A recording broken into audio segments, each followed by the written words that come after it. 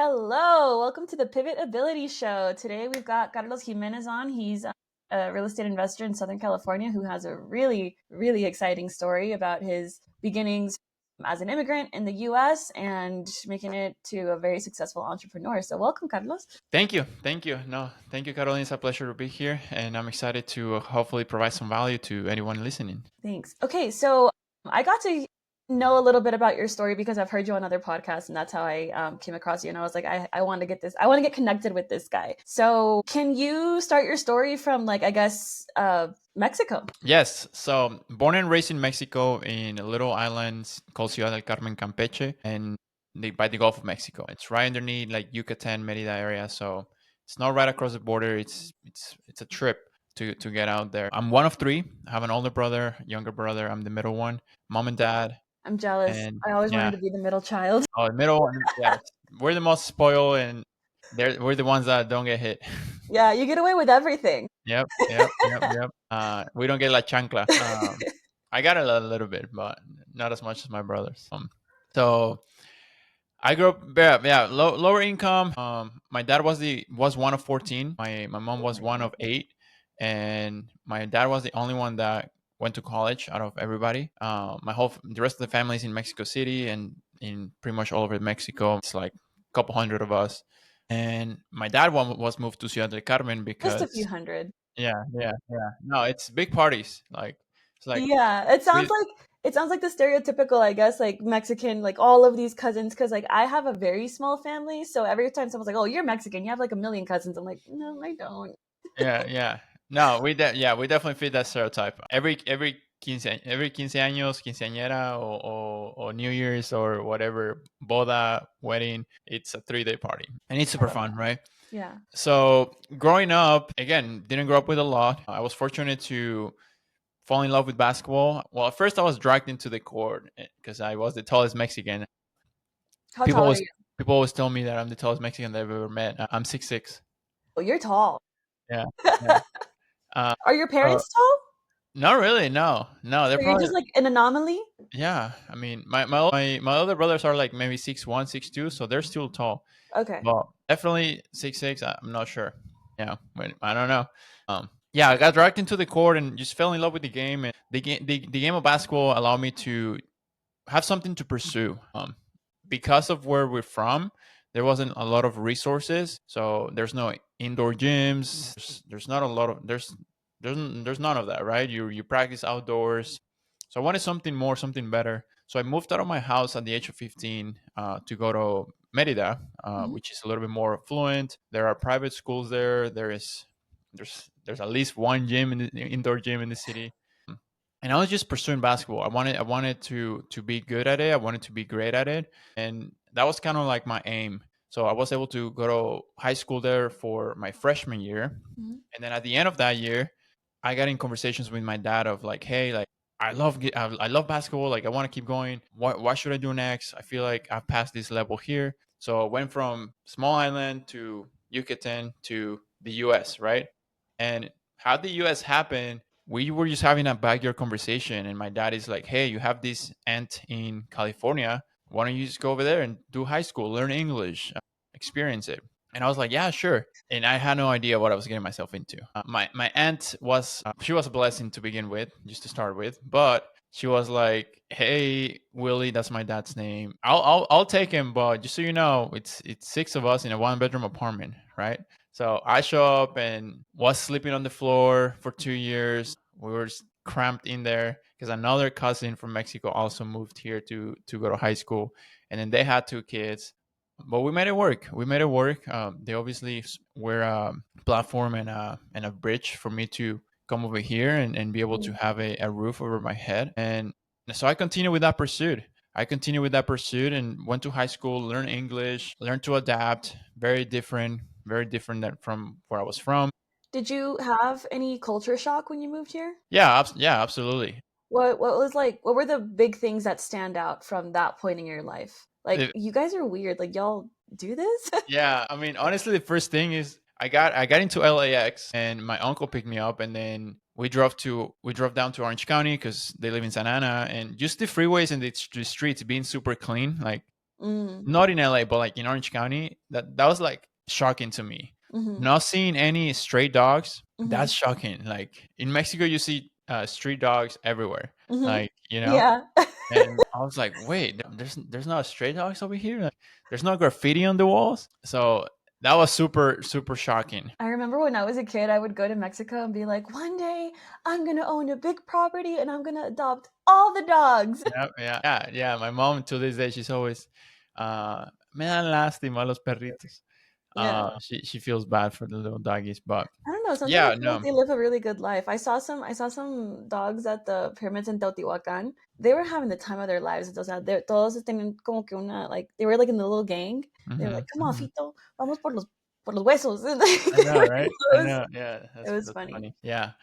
So yeah. So once I was here, I had to adapt very quick, and moving forward, I was still pursuing basketball. I was able to earn a scholarship to play in college. I didn't really live with my aunt anymore because the deal was kind of 2 years. So at the end of the 2 years, she was kind of like, "Hey, Carlos, you got to find another place to go."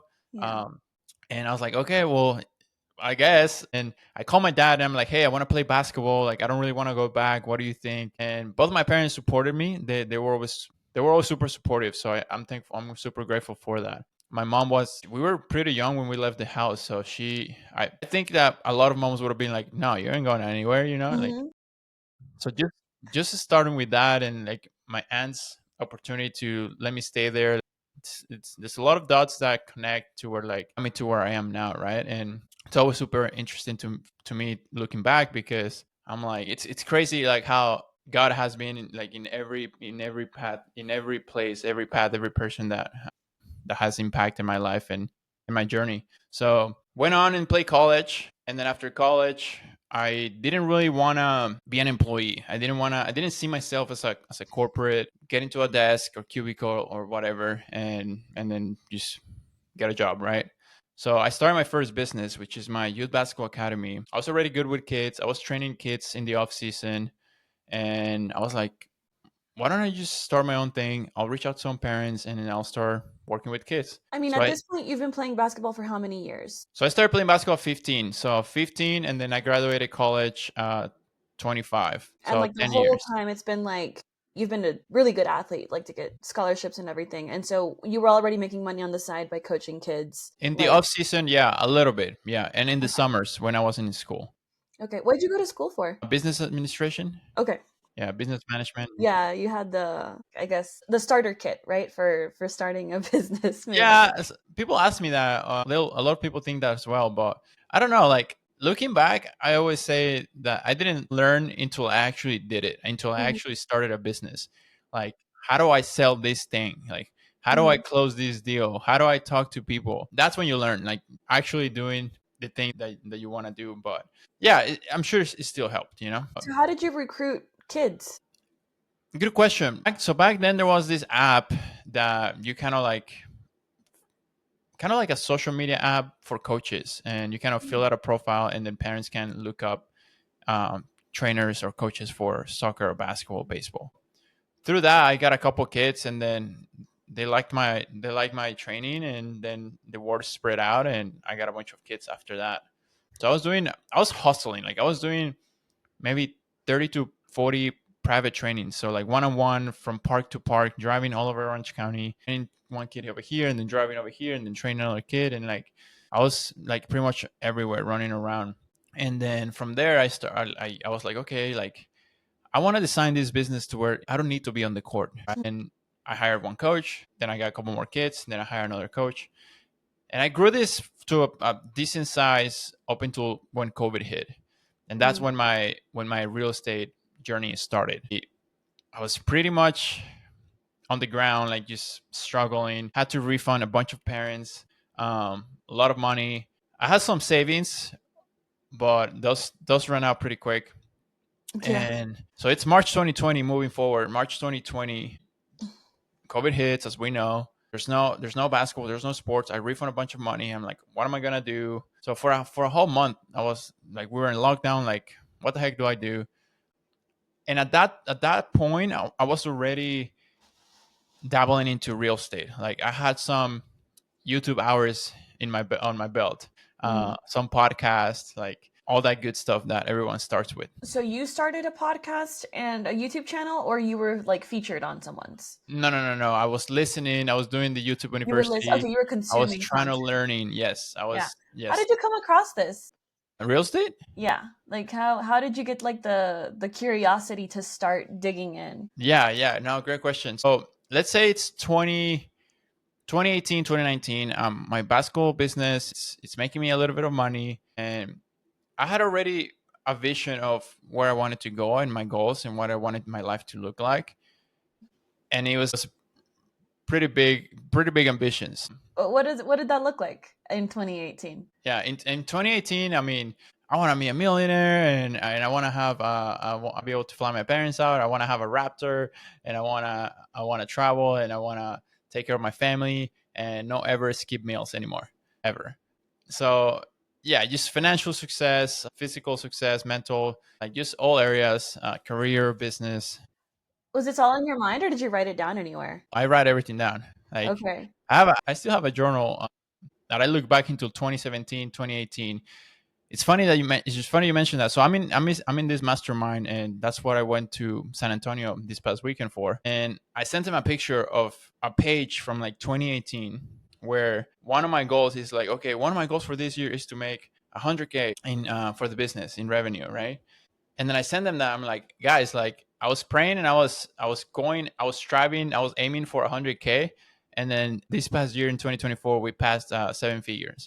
It's like, it's crazy. Like just looking back, and so it was very, very clear. There's one section where it says like, figure out how to analyze deals, go to networking events, connect with Joe. He was my first mentor. Shadow Joe and go to his flips. Listen to one podcast every day, like little things like that, and you move forward. Like I've done hundreds and hundreds of deals, right? Hmm. So it's funny you mentioned that, because I definitely believe that there's something to writing it down, seeing it, and having just clarity over where you want to go, what do you want, what is it going to take. Yeah, I recently started writing, I think at the end of 2022. God, I was on TikTok and I was watching this video of this girl who was like, if you want to look put together, and I thought it was going to be about aesthetics, get this. And it was a journal. Write things down. Like talk about your feelings, talk about like your goals and your dreams. Like you need to know what's happening in your brain before you can put anything else together. So I was like, I guess whatever. Because I had never been consistent with journaling. I had always like told myself, I'm going to do a diary and I'm going to do this, and I would never do it. So then I was looking back at what I was writing, because I started in 2022 and then I just kept doing it. And I looked back at what I wrote early 2023, and it was like, I want to own a house by March of 2024. Hmm. And I had one by January. So, like, it's true. Like, writing this stuff down and like making it, I think it makes it real. Because before you write it down, I feel like it's just a fantasy. And then after you write it down, it's a goal. Like, it require, like, I don't know. I think it impulses you to take action. Yes, no, 100%. And not only write it down like you did, you put a deadline to it. Like you put on there March 1st of whatever year, 2022, right? Like now that's going to do something in your brain to where like, okay, I have to stick with that, right? I'm going to Mm-hmm. keep myself accountable. Like I already put it on here. It makes you start believing into something that maybe before you were having limited beliefs for. Mm-hmm. For. So yeah, no, I'm all for that. I do this exercise every year that I call the inventory of my life, and at the end of the year, it goes over all these areas of like shortcomings, accomplishments, what's one big thing that happened, what's one big struggle. I kind of grade myself in spirituality, financial, business, health, fitness, relationships, community, my location, like all of that stuff. And makes you kind of look back to what you wrote down for the upcoming year and see like, okay, like I did this, I didn't do this, why didn't I do this, right? And then you kind of work and make a plan to continue to make progress. Mm-hmm. I don't think, well, first of all, I don't hit every single goal, but I aim pretty high, and Mm-hmm. aiming pretty high is already gonna get you way farther than not aiming at anything. Mm-hmm. So even if you don't land there, right? Like there's a saying, shoot for the moon and land on the stars or something like that, Right. right? Yeah. So yeah, no, I love all that stuff. Oh, that's awesome. So you said in 2018 you were really ambitious, and that's when I interrupted you. So you knew that you wanted to start your own thing. You started this basketball thing, and then COVID hits. Yeah. Yeah, I mean, I, I was broke in college. I graduated with $4.38. I literally printed a screenshot of my bank account when I graduated, and I put it in like a vision board thing, whiteboard thing that I did that I bought when I graduated, and I just told myself I'm never gonna be this broke again. And I went to work. Hmm.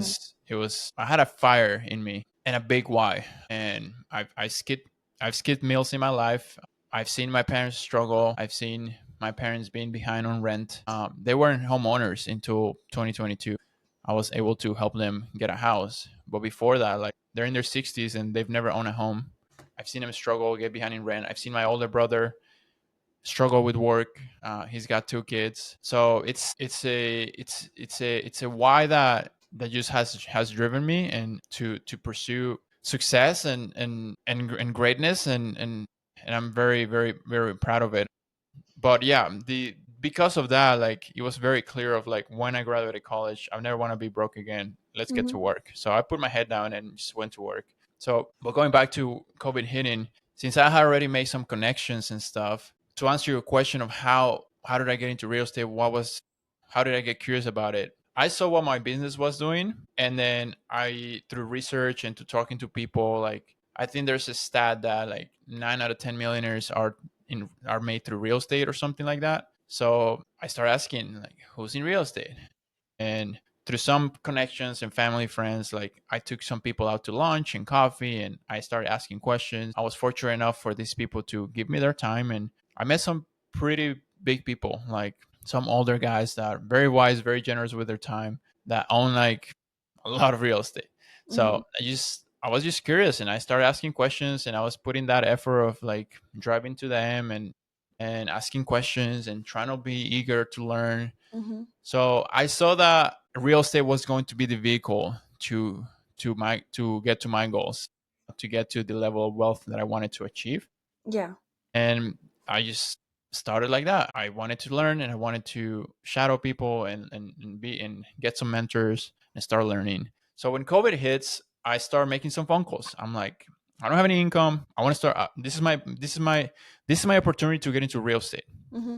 I don't have any income. I'm broke. I don't have any excuse, right? A lot of people get stuck in analysis paralysis because maybe there's just no something pushing them to actually pull the trigger, right? And this pushed me to pull the trigger. So I get into in contact with Ryan, my current partner, through his father-in-law, Joe. He was one of my first mentors. And I'm hitting him up. I'm like, hey, what can I do? How can I help? I want to work full time, whatever. And he didn't answer for a little while, but then he answered. And Were you like consistently reaching out even though he weren't yes, yes, yes, yes.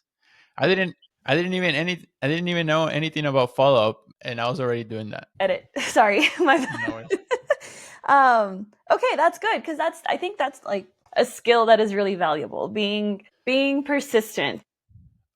100%. Like yeah.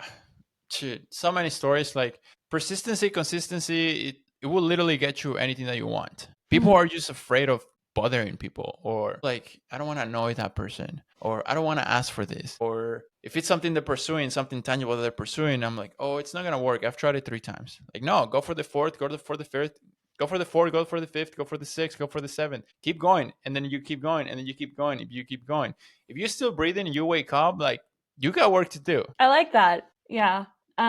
Okay, so this is in the thick of COVID that you're trying to reach out to Joe, you're trying to shadow him, you want to learn from him, and like it's because you can't continue with your business, right? Like the Correct. social contact is not allowed. Yes, yes, yes, yes. And I show up to the office, and then Ryan has these all these scripts on the table. He's like, "Hey, you're gonna start calling. Here's Mojo Dialer. Here's the scripts. Here are the scripts. Start calling." And then he walks away. I'm like, "What do you mean? Like, what do I say? Like, what do you?" He walks away. The scripts are right there. So he puts me calling, and English my second language. Like, I've never really call, so I'm sweating. I'm nervous. Like, what do I say? Like, Do you know what you're doing? no, not at all. No. He's like, here are phone numbers, here's what you say, walks away. Yes, yes. So I literally had to learn by putting the reps in. Like he did not show me one call. He did not say like, okay, let me call this person. You can listen to me. Like no, like so I had to literally learn through through getting hung up on, through getting the reps, through getting cussed out at, and I got pretty good at it. But yeah, I call for 6 months and I didn't get any deals. I'm at the office. I'm showing up at the office 9 a.m. I'm leaving at 9 p.m. And around that, like outside of that, I'm still waking up, working out, trying to pack meals, trying to prep, drive to the office, drive back. And yeah, trying to make it happen, right? So 6 months go by, and January 2021, I got 7 deals. So I come across this guy. He's Mexican. I'm driving for dollars. I'm driving around. He's in his backyard. I get out, make a conversation. Go ahead. What is driving for dollars? So you drive around through a neighborhood that you might think that has properties that might need some work, like fixtures. Okay. Pretty much just identify properties on the street that are POS properties, piece of crap properties. Okay. Okay.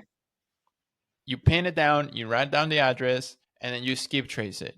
So skip tracing is when you look up an owner or you look up who the owner of a property is, Mhm. and then you try to get the phone number and the email. Is this easy? Like, is this like easy to access information, or do you kind of have to go Yeah, through yeah, a yeah. rabbit All hole? Okay. information is public records. Okay. It's a little more challenging if a property is under an LLC or a trust. Okay. But if it's under the person's name, the owner's name, which is probably The 90% of majority. properties, Yeah.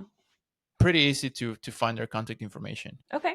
All right. And So you do skip tracing. Oh, right. You said you were driving for dollars and you ran into somebody, yeah, right? so I met this guy. His name was also Carlos, and I find out that he owns like half the town. This is a very small town here in California, like 2 hours away from me. He owns literally like half the town, and he sells me like 4 properties there, and then I find like 3 other ones through like Facebook advertising. So I got seven deals that first month, and I was like super excited. I was stoked. Like all my work from the previous 6 months have finally paid off. I get my first check from real estate and I'm like, this is real. I made this happen. Now keep going. So that was amazing. And yeah, the rest is history, which we How are can get you how into. are you surviving those 6 months that you weren't making a single, like, were you 100% commission or was there some base pay? No, no, no, no. 100% commission. Oh my gosh. Yeah. So strictly off of savings and a hope and a prayer? Yeah, yeah, sweat equity. Yeah, sweat equity. I was putting in the work there. Um, yeah, I wasn't homeless or anything like that, but it was a struggle for sure. Yeah. It was a lot of work that had to be put that I had to put in, and I did, and it finally paid off. So when I So for first for come, someone who wants to get started in something that's 100% commission and it's a long learning curve, what advice would you give them to stick with it? Specifically this maybe, or maybe something else that's like a similar concept. yeah, so there's two types of motivation. There's push motivation and there's pull motivation. And I probably got this from Tony Robbins or one of them. And the difference between these two is that willpower is the push, right? Like, "Oh, I'm gonna wake up today and I'm saying it. I'm in my head. I want to go to the gym, right? Even though I'm tired and I'm hungry or whatever excuse might be, whatever reason there might be, like I'm gonna push, right? But when you do that for 5, 6, 7 days in a row, there's gonna come a, there's you're gonna get to a point to where like that push, that push motivation, it's not gonna get you to continue to push through because whatever reason, like when shit hits the fan, when things get super hard, that push motivation is not gonna be enough. So Mhm. the pull motivation that they talk about is it's your why. What is the true reason behind you wanting to go to the gym? Well, I want to be around when my grandkids are here and I want to be able to go up and down the stairs at 90 years old or whatever it might be, right? Like when you think about that and you have clarity over like what that why is or who you're doing it for, that's the pull motivation that is going to get you through to get you to stay consistent with these things. Like when like the struggle, the hardship, the difficulty, right? So me cold calling for 6 months, being broke, not being able to pay my rent, not having any income, like my why was it was clear. Like I graduated with $4.38, and it was clear that I was never gonna skip a meal again, and I was gonna never be broke again. Mhm. So that was pulling me every day. And was I having a hard time? Like while I'm at the office, I'm calling people nonstop, having conversations, getting hung up on. I'm leaving at 9 p.m. I'm the last one there. Like, is it hard? Is like absolutely yes, absolutely. It's absolutely hard. But that pull right there, that why it's what's gonna push you to show up another day, show up another day, show up another day, show up Mhm. another day, one day at a time. And then that's when there's breakthrough happens. Wow. It kind of reminds me like There's these two people that I follow from my mastermind, Cassidy and Aaron Warren. They're constantly talking about like create your future, pull your future forward. Lots of like pulling, right? And I think it goes right in line with what you're saying. So future you is pulling you to Hmm. do these tasks at Hmm. hand today, right? Currently in my own journey to like self improvement and stuff, I want to be a more consistent person, a fitter person, the list of things goes on. And so something that I haven't like implemented yet, but I think is wonderful advice is like, who are you in the future? And what does that person do? Like Hmm. what is that person's daily habits? So like I've started calling myself wealthy caro. Like wealthy caro does not tolerate mess. Wealthy caro craves movement. Wealthy caro is consistently like has a morning routine and things like that because I want to be wealthy not just financially but with time, with Yes. energy and other resources that I can offer to my loved ones and like my circle. So I have some work to do, but I think it's that same concept of like future you pulling you to do these. Yeah, no, 100%, 100%. And again, just going back to the clarity component of this, like you have clarity of about you have clarity over what wealthy cattle looks like, Mm-hmm. right? Like what does she look like physically? What does she look like mentally? What does she look like financially, right? Mm-hmm. Spiritually, at all areas, right? And now you grab that. Okay, well, what would she do today? She would get up. She go to the gym. She would eat healthy. She would analyze three deals, make three offers, whatever, whatever, whatever, whatever, Mm-hmm. right? And it's I don't know the science behind it, but I've firsthand have experienced it, Mm-hmm. and I know other successful people have done it. And for anyone listening, like that's the first thing. That's why I was really pushing like in the new year my exercise that I posted, because it like forces you to like envision the next 12 months. Mm-hmm. Like, what do the next 12 months look like?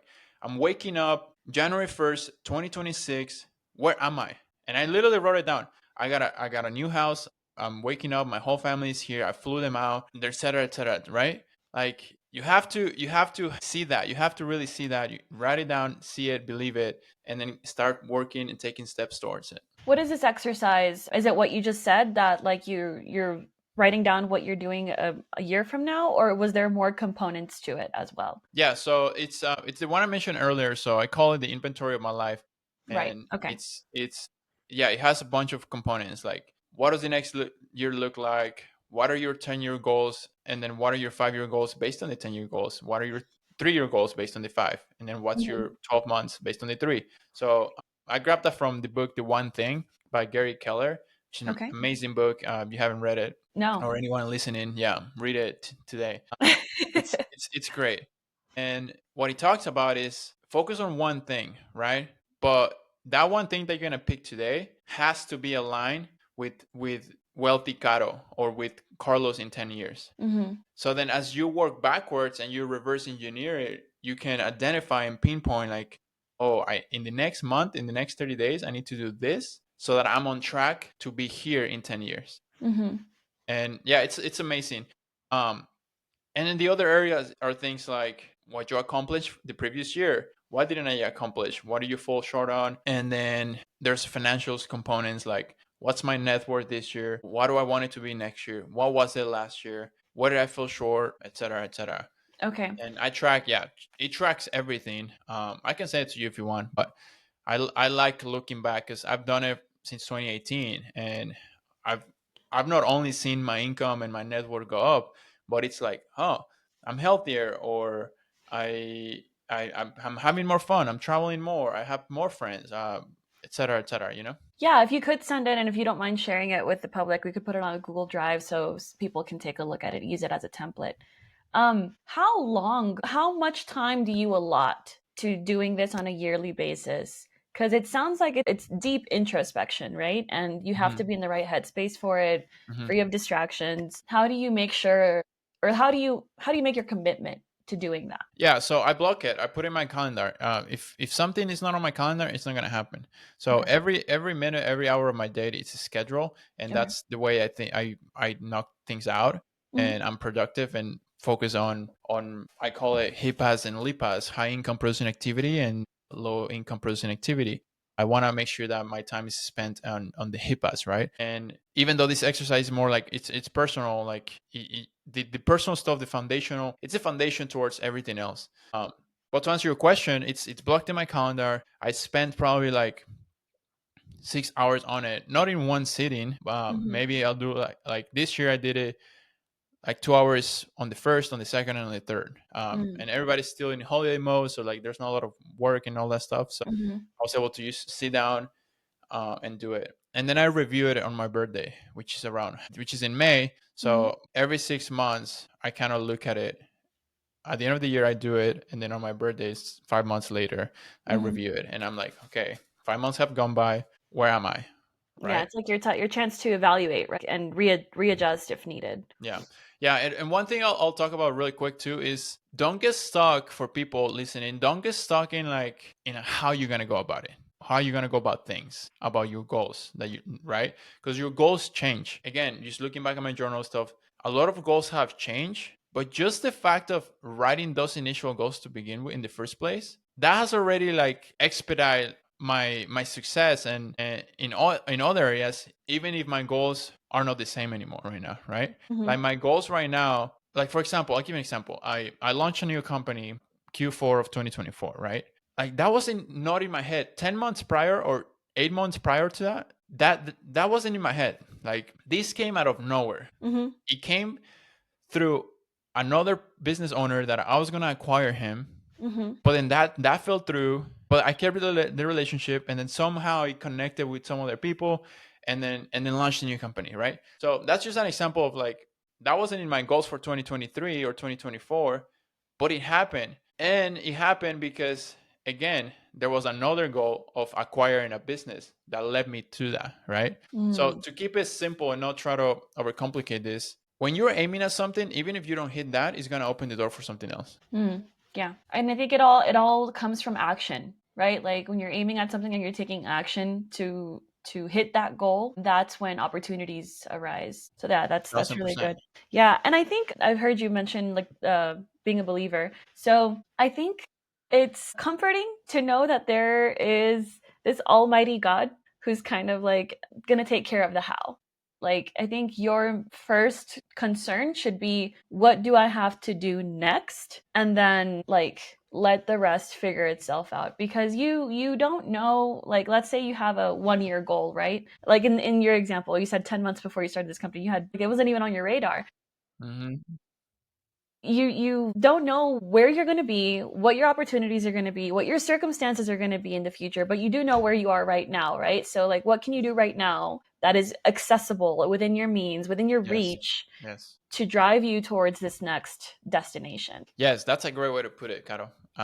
Because I feel like it could be overwhelming. I'm like, oh, I have these huge dreams, but like, I can't even get out of bed right now. Like, how the heck am I gonna get there? So Start you with breaking it literally down like getting that, out of bed. yeah. What's accessible to you at that point in time? Like, yeah, just baby steps.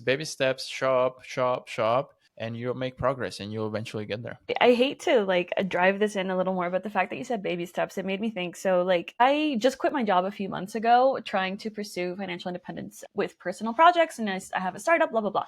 The first month, I felt so bad about myself because I could not be the productive person I planned to be. I had all of these like goals of what I was going to do, and like I was waking up thinking tomorrow I'm gonna do it, and then tomorrow would come and I'd be like, I can't do it today. I'll just have to do it tomorrow. And it was an entire month of feeling like really drained and not able to perform the way that I wanted. So I finally just became really honest with myself, because I identify myself as an ambitious person. I want to have ambitious goals, even if it's in the small daily tasks. I don't want my goal to be to get out of bed. No, I want my goal to be to get out of bed and do like 100 push-ups. Am I going to do it? No. Right? So like I had to be honest with myself and come to terms with the fact that it's okay to have small progress. And like every time that I did not meet my goal, I was like, okay, it was too big. I have to make it smaller. And then I just constantly made it smaller and smaller and smaller until I achieved it. And then I was like, okay, we did it. Like, do it again, like for the second day, do it again Mhm, for the mhm. third day. And then instead, grow the goal. And, I think everyone works differently, but in my case, where I am in life right now, that was what I had to do. And it's hard to admit it. It's hard to accept that I was not able to go and walk for 10 minutes. Like it's not a fun thing to admit, but it's okay. I put my shoes on, right? Like that's Mhm, how mhm. small my goals were getting, and it made a difference. I was able to grow from that point. Have you read Atomic Habits? Yeah, Okay, because I yeah. was gonna say, is that where you get that from? Like habit stacking, like put your shoes on, just put your shoes next to your bed and your gym clothes, and just focus on that. Do that first, Just put and it then on. Yeah, like yeah, don't even and go then anywhere. Just put it yeah, on. exactly. Yeah, no, it talks about habit stacking, but it's exactly what you're talking about, and there's nothing wrong with that. It literally sets people for success when Hmm. they structure it in a way where, like, by just putting the shoes first and then their gym clothes after, already outside of the closet, like you're already increasing your odds of putting it on and then getting out and going, right? Hmm. So yeah. Yeah, it's the small wins, being 1% better every day. Hmm. Well, anyway, we went on a really, really long tangent. Let's come back to so you got 7 deals in 1 month after 6 months of no success. Yes. And how has that led you to where you are now? Yeah, let's see. So I mean, that was everything. That was the foundation. It made it real for me. Like I said, my first check from real estate was only $2,500, and it wasn't a lot, but just feeling it in my hand, I'm like, this is from real estate. Like, you know how many people want to get into real estate? You know how many uh, people want to buy property, want to close a deal? Millions. And you know how many out of those millions like take action? Very small percentage. And then out of those, that small percentage, like they get results. Even it's more of a small percentage. So that was what propelled me to just push even harder. Hmm.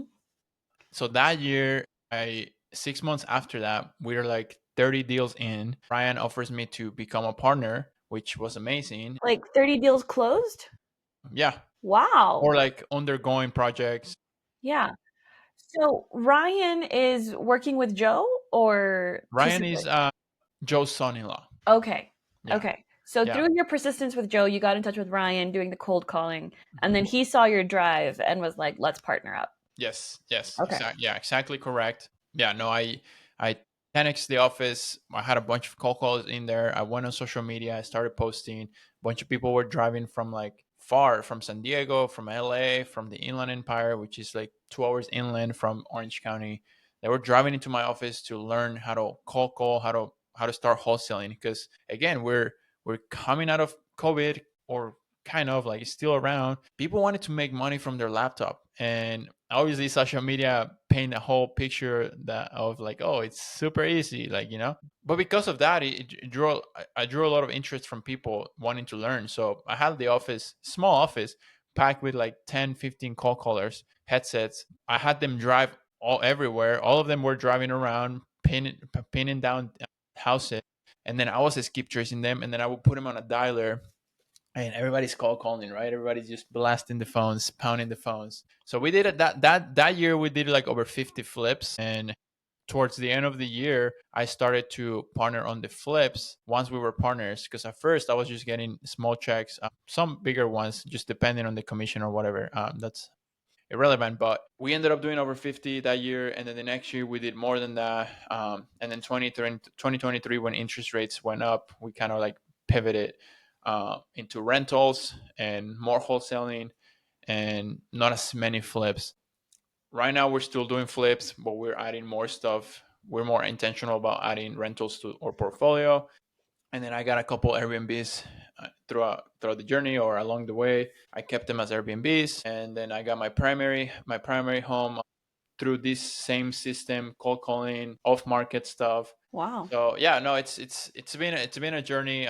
Super super grateful. I was able to pick back up UYP, which is my basketball academy. I did a ton of hiring for that. It's pretty much runs on its own. My team, I got a whole team for real estate that looks for deals. Like right now, as we speak, they're looking for deals. We're making offers. So I've been able to have a I've been fortunate enough to have a good setup to where like I can do something like this and kids are signing up. We're looking, we're fine, we're closing deals, we're Hmm. making offers, Hmm. right? Projects are getting worked on. Like right now we have a flip in LA that's getting worked on. I have another one in Irvine here in Orange County that it's almost done. And I'm here talking to you, right? So Yeah. super blessed, super grateful.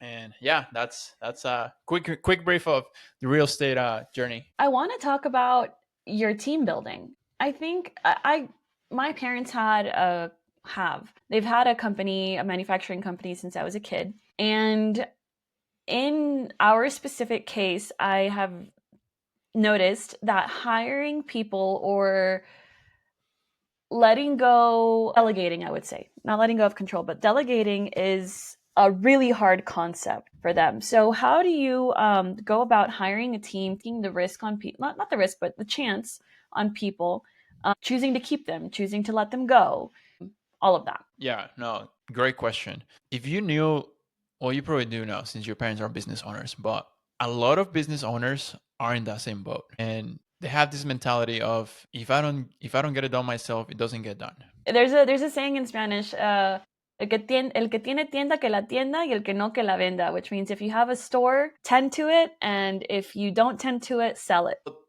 That mentality, like it keeps you stuck. It keeps you stagnant, in my opinion. And again, if a business owner doesn't have the the desire to not be at the location or not be at the property or like not be in the weeds, if that person doesn't have that desire to not be there, it's fine, right? You can be an owner operator, you'll work 24/7, right?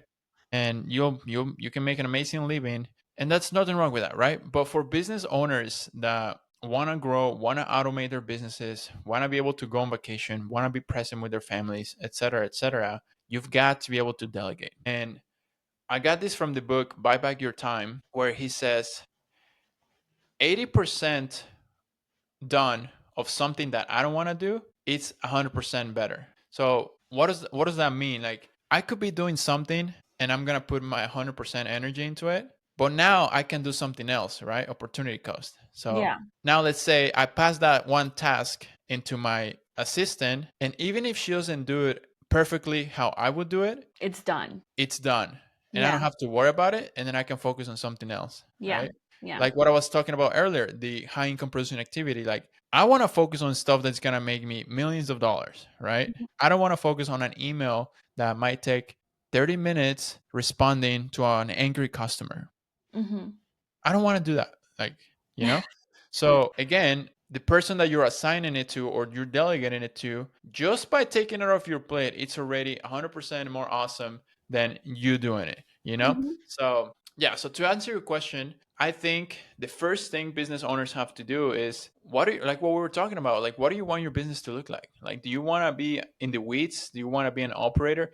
Do you want to be self-employed? Because you're not really a business owner if you're doing If you're everything yourself. operating, yeah, Yeah, yeah, you're you're gonna work on your business, not in your business. So have that clarity of like, what does that look like? What do I want my business to look like? I don't want to be at the office every day. I don't want to be on the court every day. I don't want to be driving to properties every day. Okay, so how do I structure my business to be able to have people to help me with that, right? yeah. That's been a lot of there's been a lot of growth on my end on that aspect of because I've been good at delegating and building teams, but what I haven't been great at is getting them to like you were mentioning, how do you keep them? How do you let them go? Like Mhm. things like that. That needs to be that happens when the same vision that you have that we keep talking about is shared with them. Okay. So So sharing your personal vision for the business with them? correct. Correct. Okay. So recently, so at the end of the year, I did one-on-one meetings with all my employees, and I did this meeting that I call PPF. So professional, personal, financial. What are your goals for the next 5 years, professionally, personally, financially? Mhm. And I ask questions like, do you wanna buy a house? Like, are you gonna get married? How much money do you wanna make? Are you gonna stay here in Orange County? Are you gonna travel? What does it look like? And it gets personal, right? Mhm. And I literally tell them the reason I'm asking you this, and the reason is Well, first, not a lot of people think 5 years ahead. Okay, that's Yeah. the first thing. I get them. Thinking. Yeah, I get them thinking. That's the first thing. Second thing, I tell them like, hey, Caro, like, okay, you want to buy a house in the next 5 years and you want to make 200K. All right, as an employee of mine or as a teammate of mine, how can I get you there? Mhm. Well, here are my company's visions. Here are your visions. How do we Let's make marry sure them? there's alignment here so that as the company grows and as you grow, we'll get you to that 200K salary in 5 years. And Mhm. we'll get you that house and we'll get you whatever it might be. Right. And it just makes them feel like, oh, wow, now I'm a part of like this big vision of where the company's going as just opposed to another employee. And I do this with all like my directors, managers, all the way down to like my VAs. Wow. My VAs, like one of them wants to have a coffee shop. One of them wants to buy their mom a house. One Mhm. of them wants she's pregnant, so she just loves working from home and she wants the flexibility to no work on the weekends and focus on her baby and then and her toddler, right? Mhm. Like, and I get personal like that because I want it. I literally like I'm getting goosebumps right now. Like I literally want them to win as much as I win. I'm like, hey, you're not just a VA. Like, we're going to the top. Like the company's growing, you're growing, and I'm gonna make sure that you get that house for your mom. I'm gonna make sure that you can save for that car, Yeah. right? Because I already know how much they make. So it's like, okay, this is what's gonna happen. This is how we're gonna get you the house. This is how we're gonna get you that down payment, and not just financially, but the other areas as well. And that makes them part. That makes them feel like they're actually part of the team. Yeah. And you know, So whenever you I love this actually and taking that because it's also a way of caring, right? It's caring, it's building community in your business space. I love this. When you know what their desires are and you present them with your vision or the business's vision, um who's bridging the gap? Is it both of you brainstorming on how you can marry these two visions together, or you're the one mainly thinking like, because I want to get you there and my business needs this, let's do these things? Like, is it a team effort? Is it you? Is it them? How does that work? it's both with me kind of taking the lead, I would say, because what I've discovered is like a startup or let's say my small businesses, like they're different than like corporate. If you work at a bank or something, right? So they need. I feel like they need a little bit more guidance, and I also have the experience over like, okay, you want to make 100, you want to make six figures. This is what's gonna take. So this, for example, this is another thing. I do this every year, time audit, and I got this from the same book, Buy Back Your Time. And for 2 weeks, you log in your notes or wherever what you do every 15 minutes, every 15 to 30 minutes, what you're doing, every single task, right? Bathroom, email, call, whatever it is, right? So I have all my employees do that. And I see some of them are like how they spend their time, how they're spending their work hours and stuff. And now I connect that with their PPF goals. And I'm like, hey, here are your habits, here are your actions. Do they align with the six-figure income? Mm-hmm. No, yes, maybe. And again, it's a different type of growth and development that they've never really experienced before, to where like Yeah. it clicks. I'm like, huh, I want to get there, but I had no idea what it's gonna take. Mm-hmm. Now with these whole exercises and this all this stuff that we do, it helps them to really see, which is just gonna put them on the boat to get in there. Mm-hmm. Yeah, but it's what was your question? Is that what was Yeah. Like, how do you go about building your team, right? yeah. So yeah, and if it's like a team effort and stuff, and I say both. It's with me taking the lead because I also ask them like, and I'm intentional about like figuring out what their unique abilities are, what do they, what are they good at, what do they want to do, so that I can make sure that they're in the right seat. I like that. So So, like, not only are you asking them about their vision and their goals, but you've been observing them for the amount of time that you've been working with them, and you're like, you're good at this, right? You're good at A through D. Let's not waste your talent on those mhm. things by putting you on F and G, right? So that Yeah, yeah, which again is huge because the more that you put people in the right seats based on what their unique abilities are, it's a win-win. It's a win for the company. It's a win for them because now they're enjoying it. They're not, excuse me, miserable. they're not dreading it. Yeah, Yeah. yeah. So yeah, and Okay. yeah. And that's for the positive side, right? Of like building your teammates, right? What about when do you decide someone is not a good fit? And how long does it take you to make that decision? Yes. So right now there's this tool slash exercise from the book EOS Traction, and it's called GWC. It's get it, want it, capacity. Does the employee, so you, Caro, let's say we work together. I'm gonna ask you, do you understand your role, your responsibilities, your job? Hmm. Hmm. Do you want it? Maybe you do get it and you're good at it, but maybe you don't want it. You don't like it, right? Do you want it? Okay, that's the W. And then the C, capacity. Do you have the capacity to do it? Maybe I'm throwing too much on your plate and Hmm. you're overwhelmed, you're having a hard time at home, etc., etc. So I go through this, or I went through this with, again, everyone on my leadership team, and I asked them, and if they say yes to all three, it's a plus sign. If they say no to one, it's a negative, it's a minus sign. And if they say like maybe, or they're kind of in the middle, it's a plus minus, right? If you have a minus, you gotta switch them to the right, to the if you have one minus, you switch them to another seat. If you have two minuses, you let them go.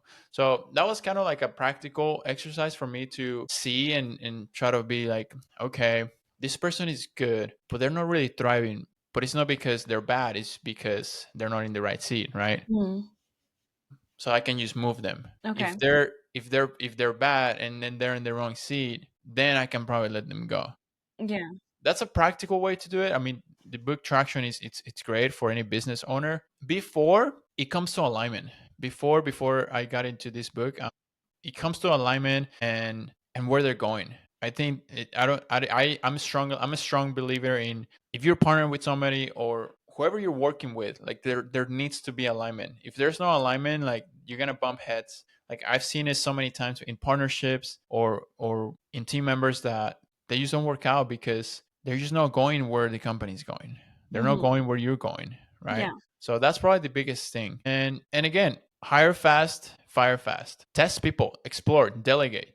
If mistakes are gonna happen, you learn from it. If they're good at it, great. Now you offloaded something off your plate. If they're not good at it, let them go. Like, and then move on. Like, hire fast, fire fast. I know this is going to depend on the role, but what do you think is a good timeline? Let's say for something simple like a VA or, an assistant, doesn't even have to be virtual, who you can teach them your tasks. How long do you train them and how long do you test them before you make a decision on keeping them or not? I would say 30 to 90 days.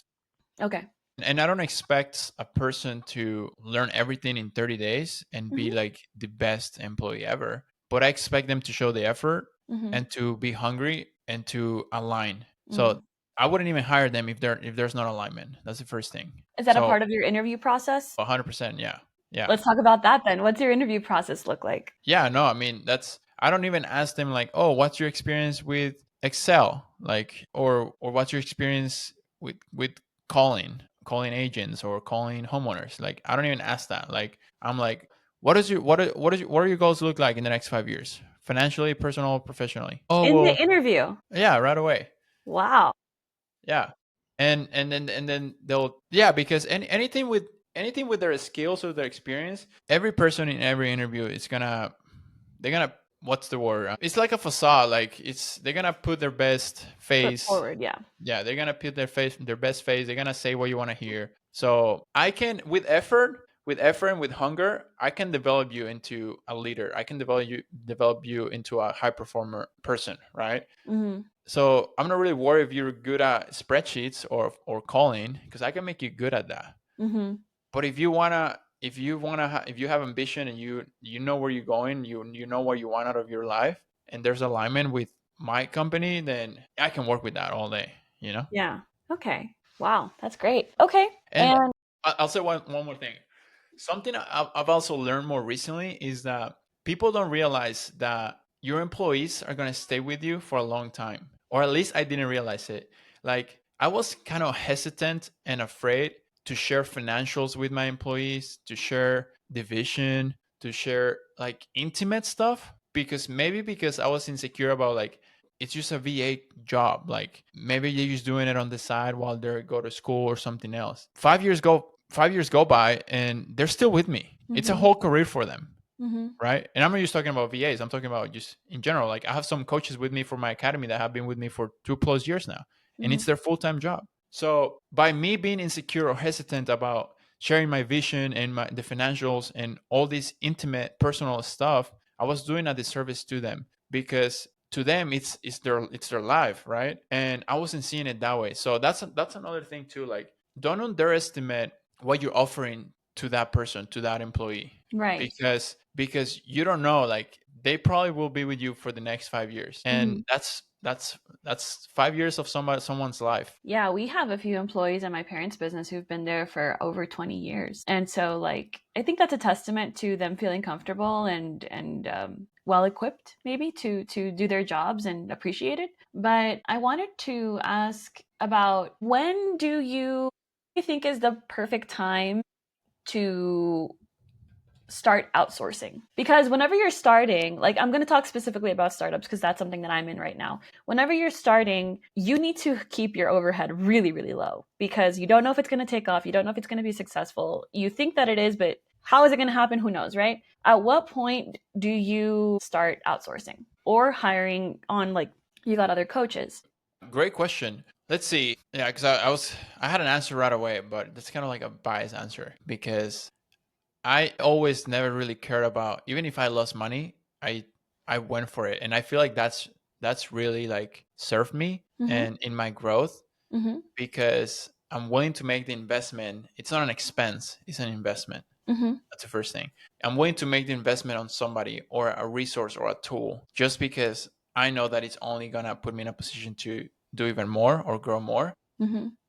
So I don't hesitate with that. And so that's my bias answer. That's my Carlos mentality answer. But for somebody else that it's in the startup stage, I think the first thing is like figure out what you're good at. Like if you're good at sales, then you shouldn't be booking appointments like the little Calendly or going to the calendar. You shouldn't do that. Like a VA can do that all day, right? You have the conversations. Like if you're good at selling, you're good at closing deals, or you're good at whatever you're good at, and it generates your revenue, then you do that. You don't do your calendar anymore. You don't do your email anymore. You don't do your website anymore. You don't post on social media anymore. So it's hard, because I totally understand, and it's different for every situation. Like for somebody that is starting their small business and they have kids and they have to make sure that they put food on the table, like, yeah, obviously an expense of $1,000 a month on advertising or a VA or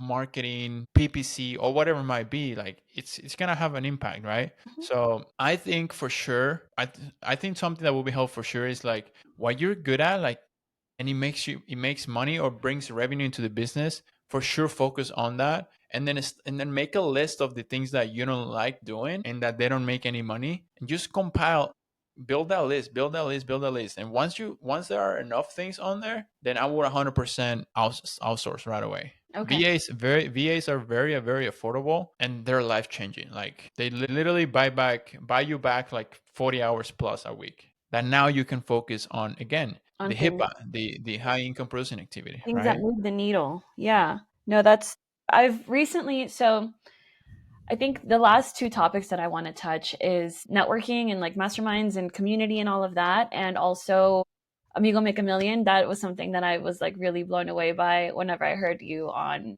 Brad's show. So shout out to Brad Rice for having Carlos on. Appreciate you, right, Brad? You know what, let's start with that. So both of us were Mexican, and I think we both are very familiar with, the Latino community and the, I think, fear of the word investment and all of the actions that come with investments. I think we're quick to invest our time.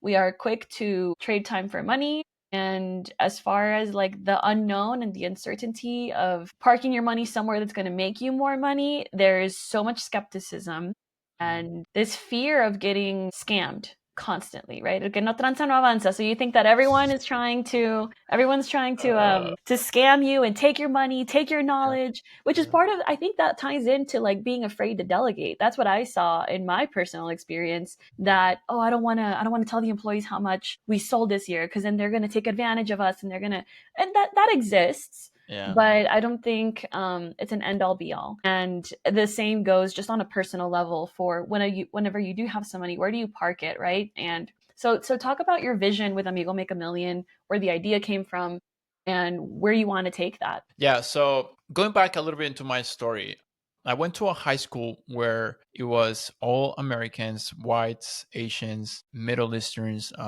and all of them lived in gated communities, $1 million plus homes. And for some reason, the district had this one block in Santa Ana, which is very heavy Mexican Hispanic population, which is where I lived, pretty far away, maybe like a 30-minute drive, when everyone else is like 5-minute drive from the house, right? So Wow. me going to this friend's house, something I noticed very young, right when I got here, was why is there not a Gonzalez on this street?